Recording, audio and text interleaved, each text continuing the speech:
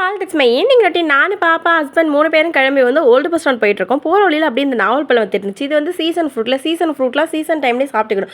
அதுக்கப்புறம் வந்து கிடைக்காது. நாவல்பழம் 50 ரூபா 1/4 கிலோன்னு சொல்லிட்டு 1/4 கிலோ நாவல்பழம் வாங்கிக்கிட்டேன். எனக்கு இந்த நாவல்பழம் அப்புறம் வாட்டர் மெலன், மாம்பழம் இது எல்லாமே வந்து எனக்கு ரொம்ப பிடிக்கும். பட் இதெல்லாம் சீசனில் தான் கிடைக்கும். எல்லா டைமும் வந்து கிடைக்காது. 2 பேரும் கிளம்பி அப்படியே ஓல்டு பஸ் ஸ்டாண்ட் போயிட்டோம்.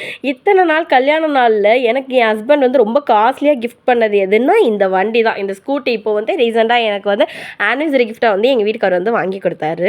இதுக்கு வந்து ஸ்டிக்கர் ஒட்டணும், அதாவது பாப்பாவோட நேம் ஒட்டணும். அதுக்காக தான் வந்து ஓல்டு பஸ் ஸ்டாண்ட் போயிருந்தோம். ஓல்டு பஸ் ஸ்டாண்டில் ரயிலடியில் நம்ம பழம்லாம் வாங்குவோம்ல, அந்த லைன்லேயே நேராக போனால் நிறைய ஸ்டிக்கர்ஸ் கடை இருக்குது. இத்தனை நாளாக எனக்கு அங்கே தான் ஸ்டிக்கர் கடை இருக்குன்னே தெரியல.